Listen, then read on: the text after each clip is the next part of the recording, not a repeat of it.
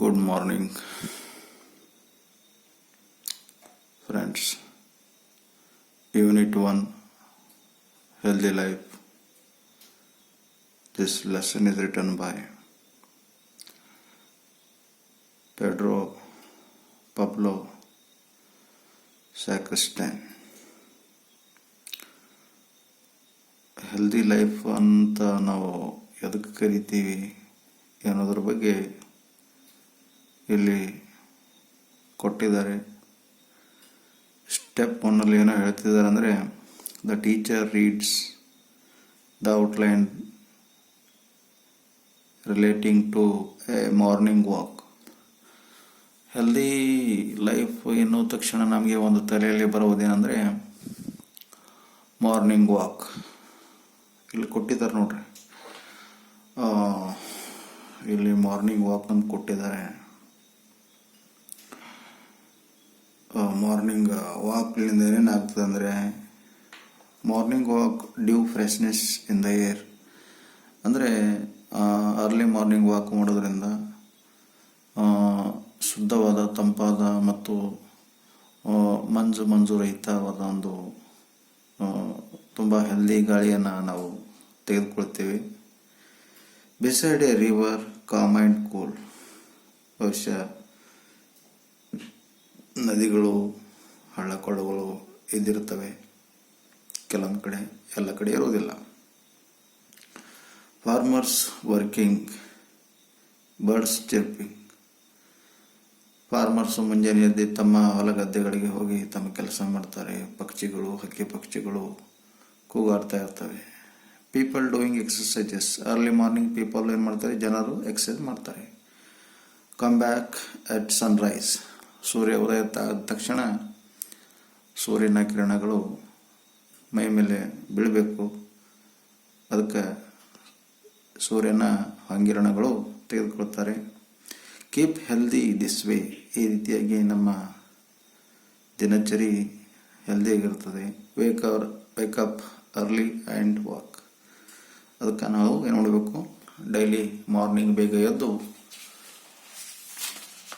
Walk ಮಾಡಬೇಕು ಅಂತ ಹೇಳ್ತಾ ಇದ್ದಾರೆ.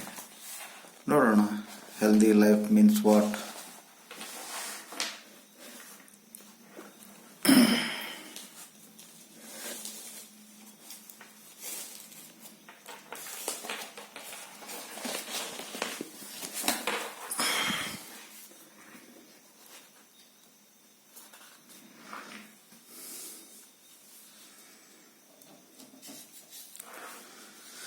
Healthy life. Many years ago, everyone was strong and healthy. ಬಹಳ ವರ್ಷಗಳ ಹಿಂದೆ ಎಲ್ಲರೂ ಹೆಲ್ದಿ ಮತ್ತು ಸ್ಟ್ರಾಂಗ್ ಆಗಿದ್ದರು. ಬಲಿಷ್ಠ ಮತ್ತು ಆರೋಗ್ಯಕರವಾಗಿದ್ದರಂತೆ. They ate varieties of food and loved fruits and vegetables. ಅವರು ವಿವಿಧ ರೀತಿಯ ಆಹಾರವನ್ನು ತಿಂತಿದ್ರು ಮತ್ತು ಹಣ್ಣುಗಳಿಗೆ ಬಹಳ ಪ್ರೀತಿ ಮಾಡ್ತಿದ್ರು ಮತ್ತು ವೆಜಿಟೇಬಲ್ಸ್ಗಳು ಕೂಡ ಸೇವನೆ ಮಾಡ್ತಿದ್ರಂತೆ. They took daily exercise and enjoy walking, running, playing and leaping about.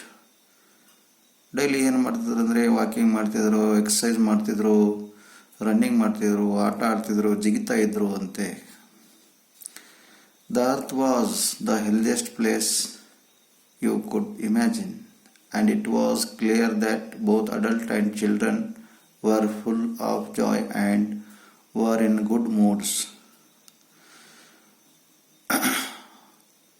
ಆ ಒಂದು ದಿನಗಳಲ್ಲಿ healthiest place you could imagine ಅಂದರೆ ಅರ್ಲಿ ಮಾರ್ನಿಂಗ್ ವಾಕು ತುಂಬ ಒಳ್ಳೆಯದು ಹೆಲ್ದಿಗೆ. ಅಲ್ಲಿ ಅಡಲ್ಟ್ಸ್ ಅಂದರೆ ವಯಸ್ಕರಾಗಿರ್ಬೋದು, ಮಕ್ಕಳಿಗೂ ಆಗಿರ್ಬೋದು, ಮತ್ತು ಅವರು ತುಂಬ ಸಂತೋಷವಾಗಿ ಮತ್ತು ಅವ್ರ ಮೂಡ್ ಕೂಡ ತುಂಬ ಚೆನ್ನಾಗಿರ್ತಿತ್ತು. ಮೂಡ್ ಅಂದರೆ ಅವರ ಒಂದು ಮಾನಸಿಕ ನೆಮ್ಮದಿ ಅದು ಚೆನ್ನಾಗಿರ್ತಿತ್ತು ಅಂತೆ. All this made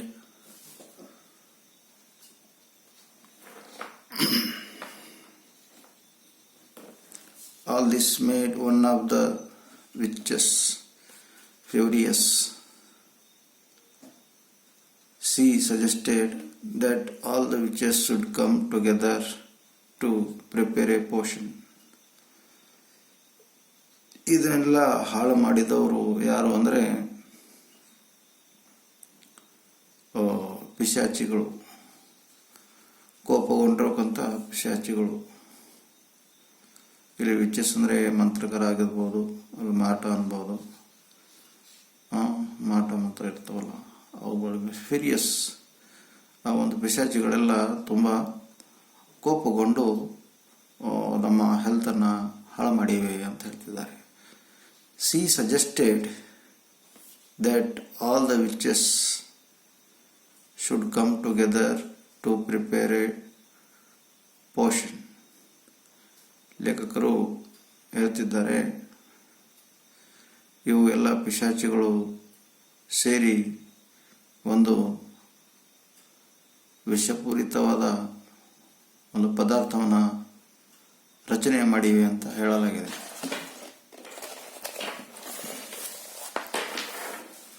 Then after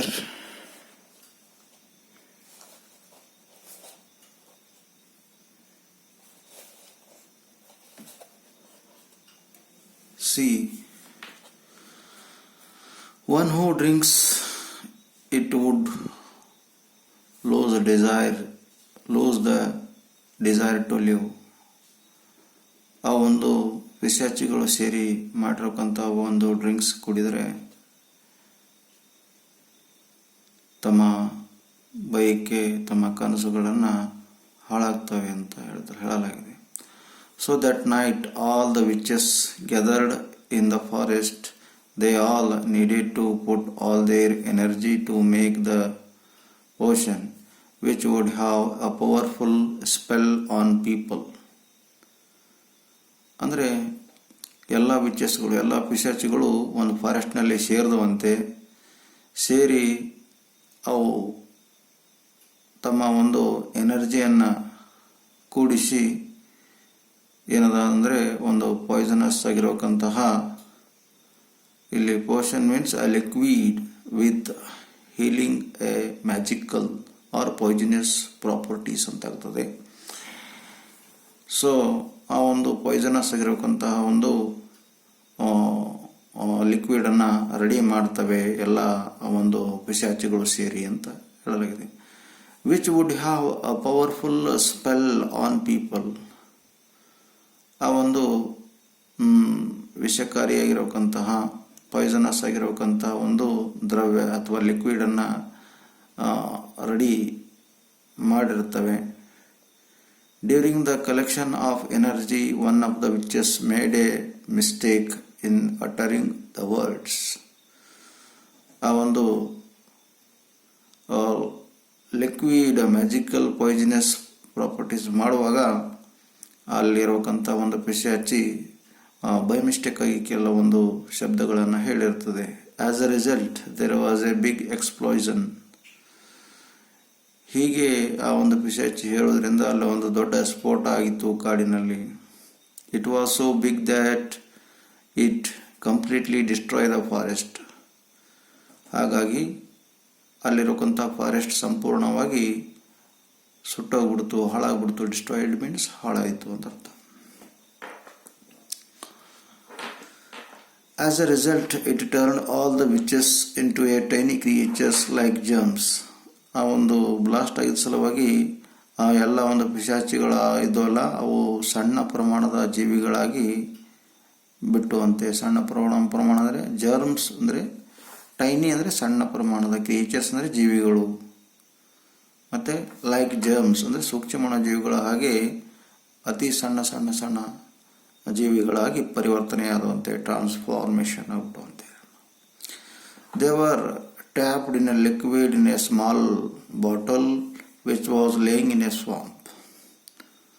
ಆ ಎಲ್ಲ ಸಣ್ಣ ಸಣ್ಣ ಆ ಒಂದು ಜರ್ಮ್ಸ್ ಏನಿದ್ದವಲ್ಲ ಪಿಶಾಚಿಗಳ ಒಂದು ಸಂಗ್ರಹ, ಅವುಗಳನ್ನು ಹಿಡಿದು ಒಂದು ಬಾಟಲ್ನಲ್ಲಿ ಹಾಕಿ ಏನಂದರೆ ಒಂದು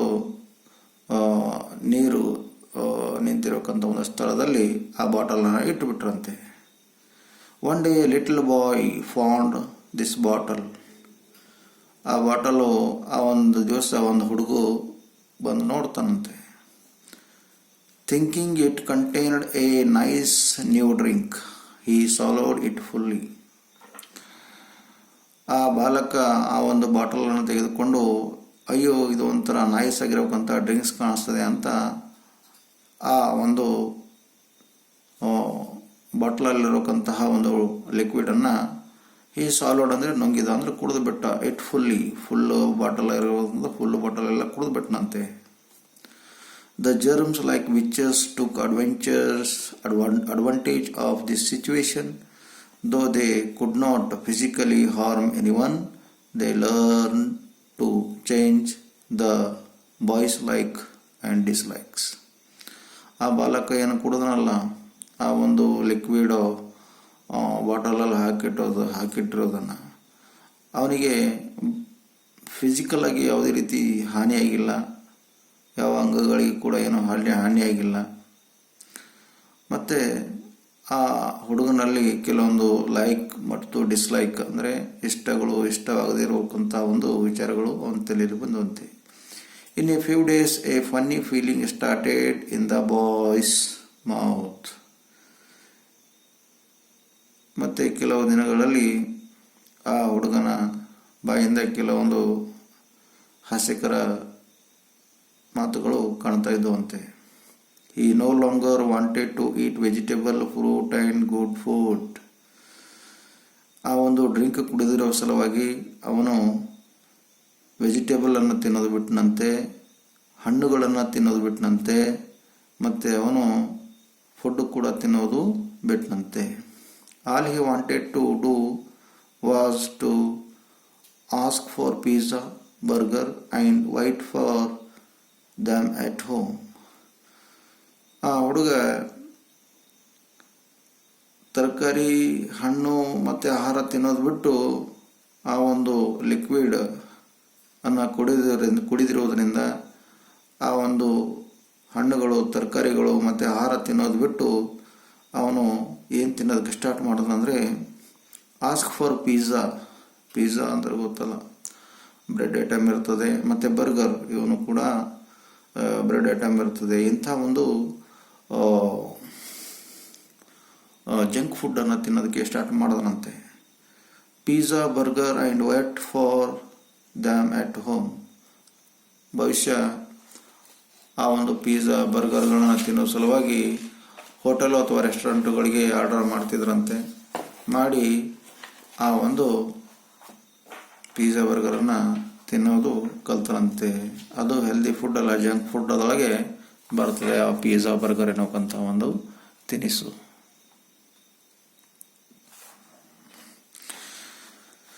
He wasted his time waiting for food from hotel or restaurants and watching television, eating ice cream and chips.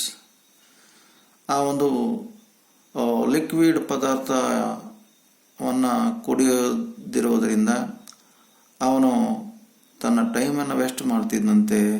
ಮತ್ತು ಊಟ ಮಾಡಿಸ್ಬೇಕನ್ನಿಸಿದಾಗ ಹೋಟೆಲ್ನಿಂದ ಮತ್ತು ರೆಸ್ಟೋರೆಂಟ್ಗಳಿಂದ ಊಟ ತರಿಸ್ತಿದ್ದನಂತೆ. ಮತ್ತು ಟೈಮೆಲ್ಲ ವೇಸ್ಟ್ ಮಾಡುತ್ತಾ ಟೆಲಿವಿಷನನ್ನು ನೋಡ್ಕೊಳ್ತಾ ಕುಳಿತಿರ್ತಿದ್ದಂತೆ.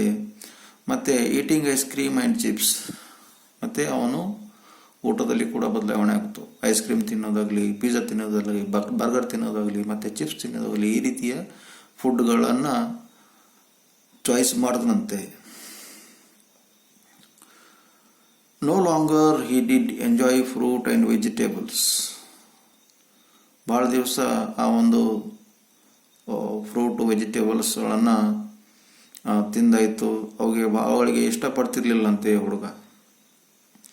ಏನದು ಬಾಟಲಲ್ಲಿರೋಕ್ಕಂಥ ಒಂದು liquid ಕುಡಿದ್ನಲ್ಲ. He did not feel like walking, running and playing with his friends. ಮತ್ತು ಅವನಿಗೆ ಆಟ ಆಡಬೇಕು, ರನ್ನಿಂಗ್ ಮಾಡಬೇಕು, ಮತ್ತು ಗೆಳೆಯರ ಜೊತೆ ಆಟ ಆಡೋದಕ್ಕೆ ಹೋಗಬೇಕು ಅನ್ನೋದು ಅವನಿಗೆ ಅನಿಸ್ತಿರ್ಲಿಲ್ವಂತೆ. Eventually he stopped going out of the house and he was sitting or laying about. He started feeling ill. ಮತ್ತು ಅವನು ಮನೆಯಿಂದ ಹೊರಗಡೆ ಹೋಗೋದನ್ನು ಬಿಟ್ಟು ಇವೆಂಚುವಲಿ ಅಂದರೆ ಏಕಕಾಲಕ್ಕೆ ಮನೆಯಿಂದ ಹೊರಗೆ ಹೋಗೋದನ್ನು ಬಿಟ್ಟನಂತೆ. ಸಿಟ್ಟಿಂಗ್ ಆ್ಯಂಡ್ ಲೇಯಿಂಗ್ ಅಬೌಟ್, ಆರಾಮಾಗಿ ಕುಳಿತಿದ್ದಂತೆ ಮತ್ತು ಆರಾಮಾಗಿ ರೆಸ್ಟ್ ಮಾಡ್ತಾ ಇರ್ತಿದ್ದಂತೆ. ಹಿ ಸ್ಟಾರ್ಟೆಡ್ ಫೀಲಿಂಗ್ ಇಲ್ ಅಂದ್ರೇನು? ಅನಾರೋಗ್ಯ. ಅವನಿಗೆ ಅನಾರೋಗ್ಯ, ಸ್ಟಾರ್ಟೆಡ್ ಫೀಲಿಂಗ್ ಇಲ್ ಅಂದರೆ ಅವನಿಗೆ ಅನಾರೋಗ್ಯ ಅನಿಸ್ತಿತ್ತಂತೆ. Before long he had no desire to do anything. ಅದು ಅಲ್ಲದೆ ಅವನಿಗೆ ಯಾವುದೇ ಥರ ಕೆಲಸ ಮಾಡಬೇಕು, ಏನೋ ಒಂದು ಕ್ರಿಯೆಯಲ್ಲಿ ತೊಡಗಬೇಕು ಅಂತನ್ನೋಕ್ಕಂಥ ಆಸಕ್ತಿ ಕೂಡ ಕಡಿಮೆ ಆಗಿತ್ತಂತೆ. The evil potion had worked. ಆ ಒಂದು ದುಷ್ಟವಾಗಿರಬೇಕಂತಹ ಔಷಧಿ ಅಥವಾ ಅಲ್ಲಿ ಒಂದು ಲಿಕ್ವಿಡ್ ಇದೆಯಲ್ಲ ಪೋಷನ್, ಅದು ಕೆಲಸ ಮಾಡ್ತಿತ್ತಂತೆ ಅವನ ತಲೆಯಲ್ಲಿ, ಅವನ ಬಾಡಿಯಲ್ಲಿ. And the worst thing of all was that the witches had learned to jump from one person to another like virus. ಹೀಗೆ ಅವನು ಕುಡಿತಾ ಇದ್ದನಲ್ಲ ಅಂತ ಒಂದು ಪದಾರ್ಥ, ಅದು ಒಬ್ಬರಿಂದ ಮತ್ತೊಬ್ಬರಿಗೆ ಆ ಒಂದು ವಿಚಸ್ ಅಂದರೆ ಪಿಶಾಚಿಗಳು ಹೊಂದಿರಬೇಕಂತಹ ಒಂದು ಲಿಕ್ವಿಡ್ ಪದಾರ್ಥವನ್ನು ಒಬ್ಬರಿಂದ ಮತ್ತೊಬ್ಬರಿಗೆ ವೈರಸ್ ಥರ ಹರಡ್ತಾ ಇದ್ದುವಂತೆ. They managed to turn the effect of the potion into one of the worst disease, the disease of wasting life. ಆ ಒಂದು ಲಿಕ್ವಿಡ್ ಪದಾರ್ಥವನ್ನು ಕುಡಿಯೋದ್ರಿಂದ ಆ ಪಿಶಾಚಿಗಳ ಒಂದು ಜರ್ಮ್ಸ್ ಅಂದರೆ ಸೂಕ್ಷ್ಮಾಣು ಹೊಂದಿರಬೇಕಂಥ ಪಿಶಾಚಿಯ ಒಂದು ಲಿಕ್ವಿಡ್ ಅಥವಾ ಡ್ರಿಂಕ್ಸ್ ಕುಡಿಯೋದ್ರಿಂದ ಕುಡಿದವರೆಲ್ಲ ತಮ್ಮ ಸಮಯವನ್ನು ವ್ಯರ್ಥ ಮಾಡಿಕೊಳ್ತಿದ್ರು ಮತ್ತು ಅವರಿಗೆ ರೋಗಗಳು ಕೂಡ ಬರ್ತಿದ್ವು ಅಂತೆ. It was A long while before, with the help of his microscope, doctor Fitton Healthy discovered that the little witches were causing these diseases. It was long while before, ಕೆಲವು ವರ್ಷಗಳ ನಂತರ ಆ ಮೈಕ್ರೋಸ್ಕೋಪ್ ಅಂದರೆ ಸೂಕ್ಷ್ಮ ದರ್ಶಕದಿಂದ ಡಾಕ್ಟರ್ ಫಿಟ್ಟನ್ ಎನ್ನುವರು ಒಂದು ಸಂಶೋಧನೆ ಮಾಡ್ತಾರೆ. ಏನಂದರೆ, health discovered that the little witches were causing these diseases. ಮನುಷ್ಯನಲ್ಲಿ ಆರೋಗ್ಯ ಯಾಕೆ ಹಾಳಾಗ್ತದೆ ಅಂದರೆ, ಆ ಒಂದು ಲಿಕ್ವಿಡ್ ಪದಾರ್ಥ ಆ ಒಂದು ಪಿಶಾಚಿಗಳ ಕೂಡಿರಬೇಕಂಥ ಸಣ್ಣ ಪ್ರಮಾಣದ ಸೂಕ್ಷ್ಮಾಣು ಜೀವಿಗಳಿಂದ ತಯಾರಾಗಿರಬೇಕಂಥ ಲಿಕ್ವಿಡ್ ಪದಾರ್ಥವನ್ನು ಕುಡಿಯೋದ್ರಿಂದ ಈ ರೀತಿಯಾಗಿ ಜನರಿಗೆ ಏನದ ಅಂದರೆ ಆಲಸ್ಯ, ಅನಾರೋಗ್ಯ ಮತ್ತು ರೋಗಗಳನ್ನು ಬರೋದಕ್ಕೆ ಸ್ಟಾರ್ಟ್ ಆಗಿವೆ ಅಂತ ಡಾಕ್ಟರ್ ಫಿಟ್ಟನ್ ಎನ್ನುವರು ಕಂಡುಹಿಡಿತಾರೆ. There was no vaccines. ಅಲ್ಲಿ ಯಾವುದೇ ಥರ ಒಂದು ಔಷಧಿಗಳು ಅದಕ್ಕೆ ಇರಲಿಲ್ಲಂತೆ. There were no vaccines or cough mixtures to get rid of them. ಅಲ್ಲಿ ಯಾವುದೇ ರೀತಿಯ ಒಂದು ಲಸಿಕೆ ಇದ್ದಿಲ್ಲ ಮತ್ತು ಕೆಮ್ಮಿಸ್ತಿದ್ರುವಾಗ ಕೆಮ್ಮು ಬರ್ತಾಯಿತ್ತು ಆ ಒಂದು ಲಿಕ್ವಿಡ್ ಪದಾರ್ಥ ಕುಡಿಯೋದ್ರಿಂದ. The doctor found out that the witches could not tolerate joy and good health. ಆ ಲಿಕ್ವಿಡ್ ಪದಾರ್ಥದಲ್ಲಿ ಪಿಶಾಚಿಗಳು ಸಣ್ಣ ಪ್ರಮಾಣದ ಸೂಕ್ಷ್ಮಾಣು ಜೀವಿಗಳಾಗಿ ಒಳಗೊಂಡಿದ್ದವು, ಆ ಒಂದು ಲಿಕ್ವಿಡ್ನಲ್ಲಿ ಸೇರಿಕೊಂಡಿದ್ದವು. ಅದಕ್ಕೆ ಆ ಒಂದು ಪಿಶಾಚಿಗಳು ಮನುಷ್ಯನಿಗೆ ಸಂತೋಷವಾಗಿ ಮತ್ತು ಆರೋಗ್ಯಕರವಾಗಿ ಇರುವುದಕ್ಕೆ ಬಿಡ್ತಿರ್ಲಿಲ್ವಂತೆ. It turned out that the best cure was to make a strong effort to live a healthy, joyful and happy life. It turned out that the best cure was to make strong effort live a healthy and joyful and happy life. ಆಮೇಲೆ ಅದಕ್ಕೆ healthy life ಆಗಿ ಮಾಡೋದಕ್ಕೆ ಪ್ರಯತ್ನ ಮಾಡ್ತಾರೆ. When a person become healthy The witches had to leave that body as soon as they could, riding off on a sneezes. ಯಾವಾಗ ಮನುಷ್ಯರಾದವರು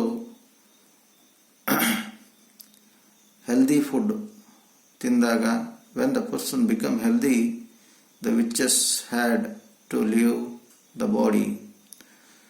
ಯಾವಾಗ ವ್ಯಕ್ತಿ ಯಾವುದವರು healthy ಫುಡ್ಡನ್ನು ತಿಂದು ತಮ್ಮ ಆರೋಗ್ಯವನ್ನು ಸ್ಟ್ರಾಂಗ್ ಇರೋದಕ್ಕೆ ಇದ್ದಾಗ ಆ ಒಂದು ವಿಚಸ್ಗಳು ಅಂದರೆ ಪಿಶಾಚಿಗಳು ಆ ಮನುಷ್ಯನ ದೇಹವನ್ನು ಬಿಟ್ಟು ತಾನು ಸ್ನೀಸ್ ಅಂದರೆ ಸೀನುವುದು ಮುಖಾಂತರವಾಗಿ, ಸ್ನೀಸ್ ಮೀನ್ಸ್ ಸೀನುವುದು, ಆ ಒಂದು ಸೀನುವುದು ಮುಖಾಂತರವಾಗಿ ಅವು ನಮ್ಮ ಮೂಗಿನಿಂದ ಹೊರಗಡೆ ಹೋಗಿ ನಮ್ಮ ದೇಹದಲ್ಲಿಂದ ಹೊರಗಡೆ ಹೋಗ್ತವೆ. ಅದರಲ್ಲಿಂದ ನಾವು ರಕ್ಷಣೆ ಪಡಿಬಹುದು ಅಂತ ಹೇಳ್ತಿದ್ದಾರೆ.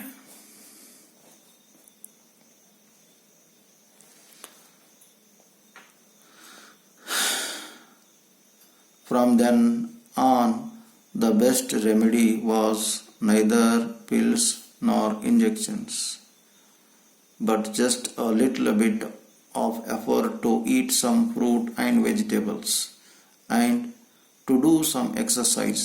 Whoever came to see Dr. Fitton healthy and took his advice ended up totally well, being cured of the wasting life diseases.